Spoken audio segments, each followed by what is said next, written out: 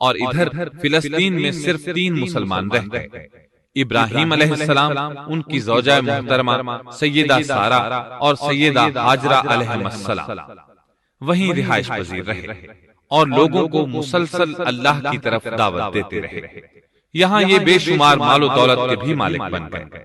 جب ان کی عمر 85 یا 86 سال ہوئی تو سارہ علیہ السلام نے سوچا، میں بانجھ ہوں، میرے خاوند بوڑھے ہیں، لیکن اولاد کی تمنا ہے، تو کیوں نہ میں اپنی لونڈی ہاجرہ ہدیے اور تحفے کے طور پر ابراہیم علیہ السلام کو دے دوں۔ چنانچہ ہاجرہ ابراہیم علیہ السلام کو مل گئی، انہوں نے ان سے شادی کر لی۔ اللہ رب العزت نے جلد ہی ان کے بطن سے آپ کو اسماعیل علیہ السلام عطا فرمائے۔ ہاجرہ علیہ السلام کے ماں بننے پر اور ان کی اولاد کو دیکھ کر سیدہ سارہ علیہ السلام کو فطری طور پر غیرت کا احساس ہوا۔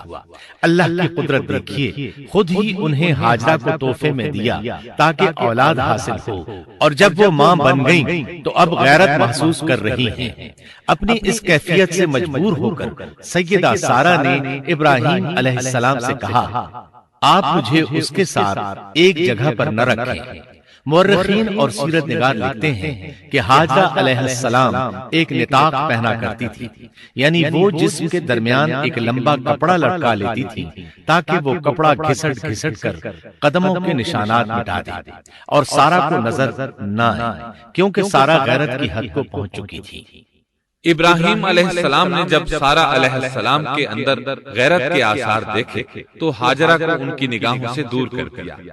ادھر اللہ کا حکم بھی نازل ہو گیا کہ اپنی بیوی ہاجرہ اور دودھ پیتے بچے اسماعیل کو ساتھ لے لیں اور مکہ کی طرف رخ کر لیں۔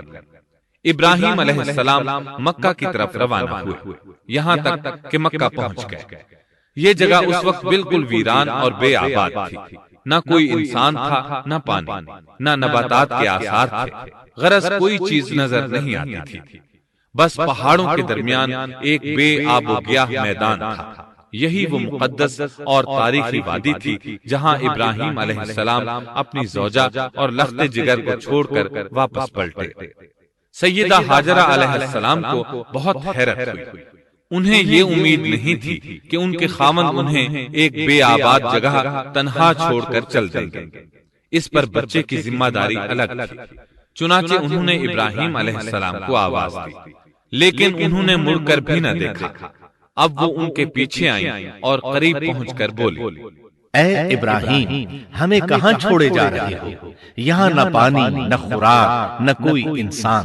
ابراہیم علیہ السلام نے پھر بھی کوئی جواب نہ دیا، کوئی پریشانی بھی ظاہر نہ کی اور چلتے رہے۔ سیدہ ہاجرہ بھی آپ کے پیچھے چلتی رہیں اور پوچھتی رہیں کہ ہمیں کس کے حوالے کر کے جا رہے ہیں؟ یہاں تو کوئی بھی جاندار نہیں، مکمل طور پر بے آباد علاقہ ہے، لیکن انہوں نے اب بھی کوئی توجہ نہ دی۔ آخر سیدہ ہاجرہ نے کہا، کیا آپ کو اللہ نے اس کام کا حکم دیا ہے؟ اب آپ نے جواب میں فرمایا، ہاں۔ تب سیدہ ہاجرہ بولی، اگر یہ بات ہے تو اللہ تعالیٰ ہرگز ہمیں ضائع نہیں ہونے دے گا۔ جب انسان اللہ کے احکام کو بجا لائے تو اس کے دل سے فقر و فاقے کا خوف نکل جاتا ہے اور اللہ اسے طرح طرح کے انعامات سے نوازتا ہے۔ انسان جب تک اللہ کے احکام کو بجا لاتا رہے گا تب تک اللہ کی نصرت اور اس کی تائید شامل حال رہے گی۔ چنانچہ جو ہی ہاجرہ علیہ السلام کو پتا چلا کہ انہیں تنہا چھوڑ جانا اللہ کے حکم کی بنا پر ہے تو فوراً یقین بھرے لہجے میں بولی، تب اللہ ہمیں ضائع نہیں کرے گا۔ یہ کہہ کر وہ اپنے شیر خوار بچے کی طرف پلٹ گئی۔ سبسکرائب کیجئے ہمارے چینل اور دبائیے بیل کا آئیکن تاکہ آپ کو ریگولر نوٹیفیکیشن اپڈیٹس مل سکے۔